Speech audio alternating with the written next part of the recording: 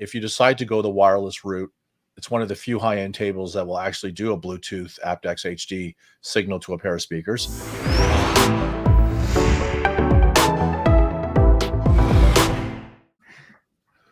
So the Alva TT V2 is a really interesting product. Cambridge released the original Alva, I think it was almost right before the pandemic started or at the very beginning of the pandemic. And the initial reception was actually pretty good on this product, but there were a few things that consumers did not like. And I'm not surprised that this new version of the table, they made the changes. So number one, the Alva TT V2 is actually a direct drive turntable, and considering its price of $1,900 US, which is actually a rather substantial increase from what the original table was. I think it's $300 or $400 more. But part of that also has to include, I guess, inflation that wasn't really a big factor when the original table was launched. Right. This is a direct drive table. It actually weighs about 22 pounds. And that's one thing you notice when the box arrives. This is a rather, heavy sort of medium-sized table. It's solid. Cambridge Audio did not build this thing out of plastic. It is a metal table. The platter is actually 5.5 pounds. It's like a polymer. I'm not sure what the scientific name for the platter is, but I know it's a polymer platter, and it weighs about 5 pounds, and it feels rather substantial when you take it out of the box. The Tonearm design is also new. You can't really see it from the photos that well, but it is actually a removable head shell. And so, I mean, this Tonearm really is a completely different sort of design from the previous version. I think, they realize that consumers want to be able to change cartridges more easily. This table actually comes with a custom designed moving coil cartridge with 2 millivolts of output. And, there's been speculation about who made this cartridge for Cambridge. Cambridge has been pretty tight-lipped. A lot of people thought it was Riga, because this cartridge looks a lot like a Riga cartridge that is still in the Riga lineup. And, it would make sense. They're two British brands that aren't that far from one another in the UK. But, it's a 2 millivolt moving coil. The table itself has a defeatable moving coil Phono preamp built into the table. And it actually has 42 dB of gain. Now, I don't even want to say that it's a moving coil phono stage anymore. It's actually just a 42 dB of gain phono stage, because now that the head shell is removable, you're not limited, obviously, to just the cartridge that comes on this table. And in my review, which will be ready in about a week or so, I did try a couple other cartridges on this table because I was curious to see, if the phono stage on this was also something that had a huge impact on the cart, or was it a very sort of linear, really flat, essentially you're hearing what the cart is and nothing more. It's actually a pretty decent internal phono stage. And I think that makes this table even a lot more interesting for people who might buy it, because it's plug and play. And and as I mentioned in my KEF review, I took this table, slotted it in between the two KEF speakers. I ran a RCA to 3.5 millimeter, analog cable RCA interconnect into the back of the primary speaker on the KEF, and that was it. And I was done. And so it's a very easy way to sort of integrate, a turntable into a system with wireless speakers. Now, obviously, you can use this turntable with any type of, system. The phono stage on this is now defeatable. And that was a big problem that people had on the first one. Essentially, you were stuck with the sound of the phono stage. So now you can use this table with any phono stage you want. And for a lot of people, that's going to be an even bigger plus. Because I know people have I've seen some reviews online, and people have actually used this table and the cartridge, because the cartridge is pretty good. They've used this table and the cartridge in $2,000 and $3,000 phono stages just to see just how far they could take the table. And I've used the stock cartridge. I have a couple of phono stages that have adjustable MC sections, because it's interesting, because 2 millivolts is considered a high output moving coil cart. I have a Dynavector 10X5 high output moving coil that's 2.5, and that works really well in 45 dB kind of, sort of, phono stages, and which is what I've used it in for I guess the last 3 or 4 years since I bought that cartridge. And I don't want to say that the output is a little on the low side on the Alva TT V2, but 42 dB on a 2 millivolt card is kind of pressing it. You want to be 45, I think, and above, personally, just in my own experience using high output moving coils. It's a really, really well built table. It's the buttons on the top panel are very responsive. I've never had anything kind of go wrong with the table so far. The Tonearm is very easy to use. It took me like 10 minutes to set the table up. And this is also a Bluetooth table. And I know there are a lot of people who think, that might be the coolest aspect of the whole design. And actually, this table does support SBC, Bluetooth, aptX, and aptX HD. So if you have wireless speakers that sort of work with either SBC, aptX, or aptX HD, you can stream in that format and codec to your wireless speakers. So for people who want a true wireless system, this table will accomplish that for you. But in my personal experience so far, it just sounds a lot better, through a hard wired connection. And I think that should be expected. It's a quiet table. It's a very stable table. I think its actual wow and flutter actually measure very well. So I don't think this is a table where the people who are sort of, I guess, analog setup freaks are going to go crazy that it might be slightly fast or slightly slow.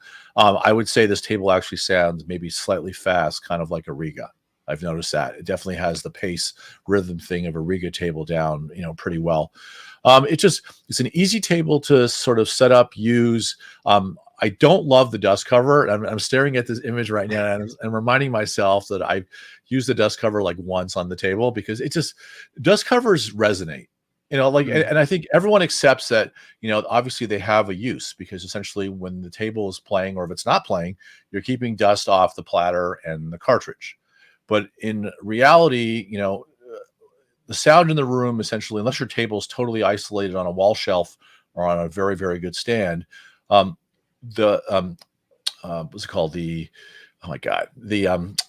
dust cover actually does resonate, and that does have an impact actually on the sound and the table itself, because it's a mechanical device, and you're essentially feeding vibration through the dust cover, through the hinges, into the table. So I definitely agree with those who say that leave the dust cover off. It doesn't really help the sound at all. I would say that the head shell is actually fairly easy to use, set up with most cartridges. And I think I've only had luck because I've been using things like Ortofon and Goldring, which are pretty standard kind of, mount. There's nothing crazy about like the way that you mount them to a head shell. And it's just, it's a good table, but it's expensive. I mean, it's $1,999. There are a lot of really good $1,999 turntables today. I mean, there are some models you can get on sale from VPI that are around that price. There are some models from Riga that you can get. I think you can get a Riga Planar 6 still with a cartridge at that price. So it's not like this table kind of exists in a vacuum. I think actually Clear Audio also has a table in the $1,900 sort of price point that that will be very competitive with this table. I think the fact that it's a direct drive, I think the fact that now the head shell is removable, I think the fact that the cartridge actually is quite good, the fact that the phono stage is now defeatable. Cambridge kind of listened to consumers who said, yeah, we like the first table, but can you change A, B, C, and D? And they did. And is this a table that I would buy for myself, swap out the cartridge and run it into a better phono stage? I could see that happening. I think the fact that the direct drive aspect of it, this is a very stable, in terms of speed and pitch stability, this is a very stable table. And records do not. There's a less expensive version of this that's like, I think about $700 or $800 less. From and I have Cambridge Audio? yeah, yeah. Yeah, Okay. it's sort of like the baby junior Alva, Hmm. and it hasn't had great reviews so far from the few people who have reviewed it, and, I've yet to hear it, so I can't pass judgment on it, but this table to me, offers a lot of pluses. And Right. if you're into the wireless Bluetooth aspect of it, of being able to send this signal to a pair of Bluetooth speakers, Right. then it works. Like I have had no problems, syncing up to wireless speakers with it. So it's a good product. I think for some people, the industrial design will either work or not work. I mean, it's not, it's kind of a silvery black. It's like there's nothing that really screams. Like it doesn't have the weird or interesting color schemes you can get on Riga tables or project tables. Right. Because like the project tables you can get, in greens and yellows and all kinds of interesting colors. This is a very sort of utilitarian looking table with a heavy platter. And, but I think Cambridge has succeeded in terms of what their goals were with this table. Mm. Given that it's $2,000, do you think it's a viable first turntable for someone getting into vinyl, getting Yes. back into vinyl? Yes. I think if you have that kind of budget and you're looking for a table that can, that's the thing, because it can grow with you. Right. Like if someone said to me, "Why should this be my first table? This might be the last table I ever buy." Well, number one, if you decide to go the wireless route, it's one of the few high-end tables that will actually do a Bluetooth aptX HD signal to a pair of speakers. The fact that you can change out the cartridge, you're not stuck with the cartridge, and also the fact that you can turn off the phono stage and use one you have in another amplifier or an external phono stage means that this table can be upgraded. Right. So in that regard, you're not stuck with the stock sort of parts. It's something that you can build around.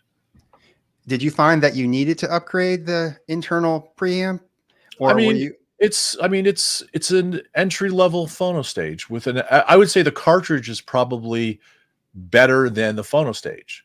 Hmm. And I think that's why people have been defeating the phono stage and running this cartridge into better phono stages, because they know that this cartridge is capable of more. Hmm. So no, I think from that perspective, the fact that you can actually use it with other phono stages was a really smart choice, Right. and one that I think people would probably, and also like I'm sure, because like this Cambridge, I think that's the CXA 61 or even the 81 in the photo, that has a better phono stage, I believe, than what's in this table. So why wouldn't you use that? Right. Right. Well, yeah, this sounds like a kind of like an all-in-one table with a lot of options built in.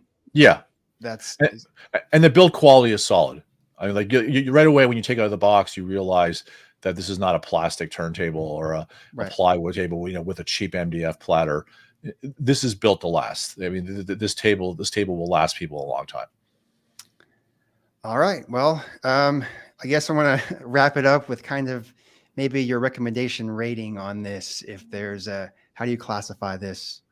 Oh, in terms of like turntables in the $2,000 category, I mean, it's competitive. I mean, I think the fact that it has the wireless option and the fact that you can defeat the phono stage and you can, Right. change cartridge, it's a good table. I mean, it doesn't embarrass itself in the Right. system. And to be honest, a lot of it has to do if you change out the cartridge and you run into a better phono stage, which is what people who buy the VPI and the clear audio are going to do, that Right. it might be very competitive. Right. Well, upgradability, versatility. I think Cambridge Audio has a winner here with the Alva TT V2. Yes.